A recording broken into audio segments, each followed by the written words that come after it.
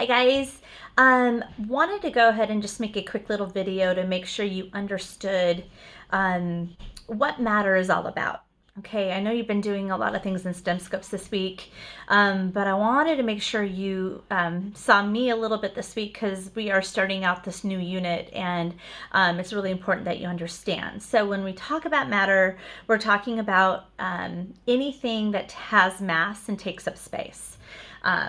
A car, something as large as a car, or an elephant, something as small as a mouse or an insect. Okay, so it's anything that our clothes, everything has, and as we learned this week, even air, right? If we, I hopefully you saw that video where they show the meter stick with the two balloons, and if you pop one of the balloons, well, the other side is going to go, gravity is going to pull it down because it does have some weight, it has some mass. So even air has mass, and is considered matter.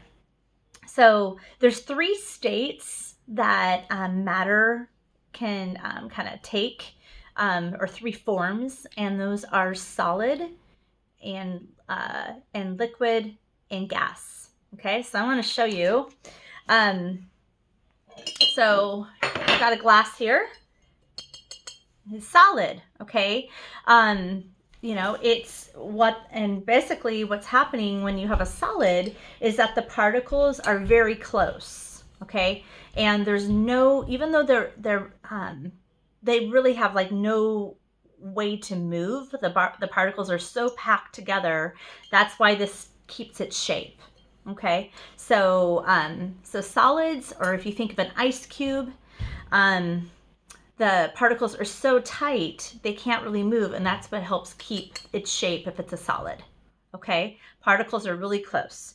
If it is a liquid, like this root beer in here, okay, the liquid is moving. Okay, the particles in the liquid are moving, and so there's some movement. It's going to definitely go where, if I were to pour that root beer, it's going to move. So it's not going to keep its shape, right?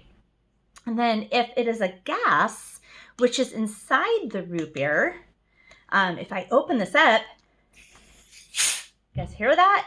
Okay, those are some of the gases, and see the reaction. Those are some of the gases that are in root beer that are moving super fast. Okay, so if it's a gas, it's moving really fast. It's going in all different directions. It's going to fill up wherever it can. Okay, so so you've got the solid, you've got the liquid, and you have the gas. Those are the three ways matter can show up. Okay, so hopefully you can show your parents, encourage your parents, maybe do give them a little lesson that you could use your solid spoon. And I don't know, ice cream is one of those things where, like right now, it looks solid, but we know that as it melts, right, it becomes more of a liquid, right? So that's kind of interesting. But so I've got my my ice cream in my cup, which is solid. Now I'm going to pour my root beer into my cup. So there's my liquid moving around, and those are my gassy little bubbles that are floating and fizzing. And then you can enjoy yourself a little treat.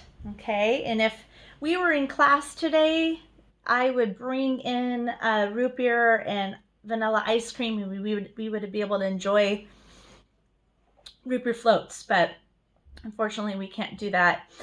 But you can ask your parents, and maybe you can give them a little lesson on solids, liquids, and gas, and explain to them how matter works. Okay, and why matter matters. So I miss you. Hopefully that helps a little bit. there's three different shapes of matter, and you know, look forward to more of these fun little videos that might be coming out soon. Okay, all right, talk to you guys later. Bye.